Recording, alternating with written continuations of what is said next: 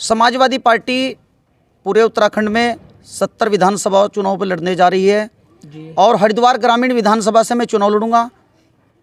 10 साल से लगातार स्वामी यतीश्वरन जी विधायक है। ये मैं आपके चैनल के माध्यम से भी बताना चाहूँगा और आप भी इसका सर्वे कर लीजिएगा कि 10 साल के अंदर स्वामी यतीश्वरन जी ने मुस्लिम समाज में 10 सड़कें बनाने का काम नहीं किया। सबसे पहले तो मैं बताना चाहता हूँ कि मुस्लिम समाज में ये भी बहुत बड़ा रोष है कि बसपा ने मुस्लिम का टिकट काट दिया और कांग्रेस भी काटने को जा रही है। नमस्कार, मैं मित्रपाल और आप देख रहे हैं BMUK टीवी का चुनावी सफर। हरिद्वार ग्रामीण में इस वक्त मौजूद हूं और हमारे साथ है सपा के पूर्व जिलाध्यक्ष साजिद अली जी। 2022 के विधानसभा चुनाव नज़दीकी है। हर पार्टी अपनी एडी चोटी का जोर लगा रही है जीतने के लिए। इसी के बीच क्या कहेंगे साजिद अली जी 2022 के विधानसभा चुनाव को लेकर के, क्या इनकी तैयारी है, क्या इनकी भूमिका है? सर स्वागत है। सबसे पहले मैं तो आपके चैनल के माध्यम से जो आपने मुझसे संपर्क किया और दिखाने का काम किया, इसके लिए मैं शुक्रिया अदा करता हूं जी। सर 2022 के विधानसभा के चुनाव है, किस तरह की आपकी तैयारी है? क्या आने वाले 2022 के विधानसभा चुनाव में सभा से आप चुनाव लड़ेंगे, क्या कहेंगे? समाजवादी पार्टी पूरे उत्तराखंड में 70 विधानसभा चुनाव पर लड़ने जा रही है और हरिद्वार ग्रामीण विधानसभा से मैं चुनाव लड़ूंगा।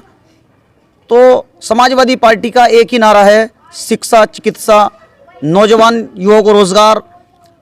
तो ये सब चीज़ मुफ्त हो, तो यही समाजवादी पार्टी का एजेंडा है। और हमारे हरिद्वार ग्रामीण क्षेत्र एक ये गांव का क्षेत्र है, इसमें गरीब लोग निवास करते हैं। तो मेरी सबसे पहली प्राथमिकता होगी कि समाजवादी पार्टी का प्रतिनिधित्व करने का मौका मिले, तो यहाँ पर एक अच्छा हॉस्पिटल बनाने का काम करेंगे। सर वर्तमान सरकार के विधायक स्वामी यतीश्वरन जी है, लगातार 2 पंचवर्षीय योजना हो चुकी है। अभी आप क्षेत्र में भी घूम रहे हैं, ऐसी क्या कमी देख रहे हैं कि अभी जो मूलभूत जो समस्या है लोगों की पूरी हुई है या नहीं हुई है, क्या कहेंगे इस पर? एक तो 10 साल से लगातार स्वामी यतीश्वरन जी विधायक है। ये मैं आपके चैनल के माध्यम से भी बताना चाहूँगा और आप भी इसका सर्वे कर लीजिएगा कि 10 साल के अंदर स्वामी यतीश्वरन जी ने मुस्लिम समाज में 10 सड़कें बनाने का काम नहीं किया। तो इसमें मुस्लिम समाज में एक भारी रोष है, जबकि जो विधायक बनता है वो सबका होता है, लेकिन मुस्लिम समाज की उपेक्षा करना और लगातार उनका जारी है। इसी के साथ समाजवादी पार्टी मैदान में है और समाजवादी पार्टी मजबूती से चुनाव लड़ेगी, क्योंकि इस विधानसभा पे 50,000 वोट मुस्लिम है और मुस्लिम समाज की नज़रअंदाज सब पार्टी कर रहे हैं। तो समाजवादी पार्टी अपने मुस्लिम समाज को लेकर के और सभी समाज को लेकर चुनाव लड़ेगी। हाल में ही बसपा ने भी अपना प्रत्याशी दर्शन शर्मा को उतार दिया है, तो क्या कहेंगे इसमें? कहीं ना कहीं जो मुस्लिम समाज है उसमें रोष है, क्या कहेंगे इस पर? सबसे पहले तो मैं बताना चाहता हूं कि मुस्लिम समाज में ये भी बहुत बड़ा रोष है कि बसपा ने मुस्लिम का टिकट काट दिया और कांग्रेस भी काटने को जा रही है। क्योंकि स्वामी यतीश्वरन जी है, उनका भी विधानसभा में वोट नहीं है। नरेश शर्मा है, उनका भी विधानसभा में वोट नहीं है। आगे जो कांग्रेस से प्रत्याशी आने को जा रहा है उसका भी विधानसभा में वोट नहीं है। दर्शन शर्मा है, वो भी हरिद्वार ग्रामीण के नहीं है। तो समाजवादी पार्टी एक ऐसी पार्टी है जो हरिद्वार ग्रामीण विधानसभा का जिसका निवास हरिद्वार ग्रामीण विधानसभा में है और जो ग्रामीण में रहता है उसको पार्टी चुनाव में उतारने का काम कर रही है 2022 में।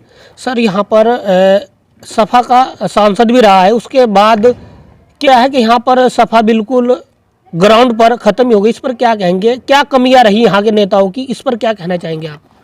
कोई भी पार्टी बिना राष्ट्रीय नेतृत्व के आगे नहीं बढ़ सकती जी। तो अब जो पीछे कमी रही और समाजवादी पार्टी जो निचले स्तर पर चली गई, इसमें कहीं ना कहीं नेताओं की और कार्यकर्ताओं की कमी रही है। लेकिन अब हमारे युवा राष्ट्रीय अध्यक्ष अखिलेश यादव जी, उनके नेतृत्व में चुनाव लड़ा जाएगा। और जैसे उत्तर प्रदेश के अंदर विजय रथ यात्रा लेकर में परिवर्तन यात्रा लेकर निकल रहे हैं, वही विजय रथ यात्रा लेकर उत्तर प्रदेश की ओर समाजवादी पार्टी के राष्ट्रीय अध्यक्ष आ रहे हैं।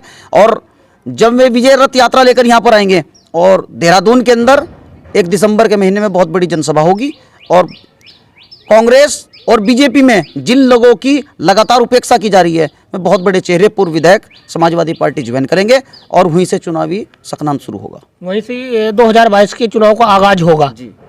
सर मेरा आखिरी सवाल आपसे यह है कि 2022 में हर पार्टियां एडी चोटी का जोड़ लगा रही जीतने के लिए। अगर आप को पार्टी ने भरोसा जताया तो मेन आपका मोटिवेशन किस चीज़ पर होगा? कौन सी वो समस्या होगी जो आप सबसे पहले करेंगे? समाजवादी पार्टी हरिद्वार ग्रामीण विधानसभा से जब चुनाव लड़ेगी तो सबसे पहला जो हमारा उद्देश्य होगा वो खनन को लेकर होगा, क्योंकि गंगा नदी का खतरा हम झेलते हैं और हमारे लोगों को ही वो क्रेशर से जो रेत बजरी मोटे महंगे दामों में उठाना पड़ता है। ये ऐसा नहीं होगा। 2022 में सरकार बनने के बाद सबसे पहला अगर कोई काम होगा तो हमारे जो किसान और मजदूर है उनको डायरेक्ट गंगा से रेत लाने का जो काम है वो उसके एक नियम बनाया जाएगा, निधि बनाया जाएगा नियम, ताकि यहाँ के जो लोकल लोग हैं उनको रेत बजरी गंगा से उठाने की परमिशन दी जाए। अच्छा सर, ये डबल इंजन की सरकार को कैसे देखते हैं? क्या डबल इंजन डबल काम कर रही है या फिर फेल है?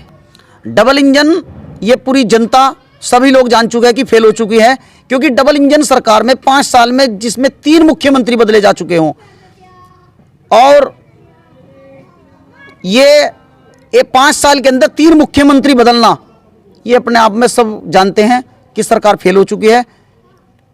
इतना प्रचंड बहुमत मिलने के बाद भी जनता के काम नहीं हो पा रहे हैं। बिजली महंगी हो गई है, डीजल पेट्रोल के दाम बढ़ गए हैं और महंगाई जो आसमान छू रही है। आज लोग डीजल पेट्रोल की तरफ देखते हैं, लेकिन अगर छोटी चीज़ों को भी देखा जाए, सरसों का खाने का तेल 100 से 250 रुपये किलो पहुंच गया, एल्युमिनियम 150 रुपये से 330 रुपये पहुंच गया, सीमेंट का कट्टा 300 से 450 रुपये पहुंच गया, सरिया 5000 रुपये से 7000 रुपये पहुंच गया। तो इसमें आम जनता की कमर टूट चुकी है और जनता बीजेपी और कांग्रेस से उब चुकी है और आने वाले समय में जनता ने मन बना लिया है, समाजवादी पार्टी को तीसरे विकल्प के रूप में उभर कर आ रही है और समाजवादी पार्टी को वोट देने का काम जनता करेगी। हाल में ही देहरादून के परेड ग्राउंड में भारत देश के प्रधानमंत्री ने एक रैली को संबोधित किया। बड़े बड़े प्रोजेक्ट की यहाँ पर घोषणा हो गई, पर गरीबों के बारे में यहाँ पर अभी तक भी उन्होंने कोई भी घोषणा नहीं की। इस पर क्या आपके विचार है? वो ऐसी घोषणा है जैसे कोरोना काल में 20 लाख करोड़ का पैकेज आया था, वो पूरा पैकेज बट चुका है, लेकिन किसान और मजदूर के हाथ में उसमें कुछ नहीं लगा। तमाम उद्योगपतियों के कर्ज माफ कर दिए जाते हैं, लेकिन किसानों की आरसी काट कर उन्हें जेल में भेज देने का काम कर दिया जाता है। ये बीजेपी की जो सरकार है वो गरीब और मजदूर किसानों की सरकार नहीं है, वो एक उद्योगपतियों की सरकार है। उसे कुछ ही उद्योगपति चला रहे हैं। आज देश की हालत बड़ी ख़राब है। तमाम एयरपोर्ट, रेलवे और बड़ी बड़ी कंपनियां बेची जा रही है। जितने अब से पहले प्रधानमंत्री रहे उन्होंने बड़ी बड़ी कंपनियां लगाई हैं, लेकिन माननीय प्रधानमंत्री हमारे नरेंद्र मोदी जी ने उन कंपनियों को बेचने का काम किया है। इस चीज़ को जनता भली भांति जान चुकी है और 2022 और 24 में जनता सबक सीखने का काम। समाजवादी के पूर्व जिलाध्यक्ष साजिद अंसारी जी, जिन्होंने 2022 के विधानसभा चुनाव को लेकर के अपनी तैयारियां बताई है,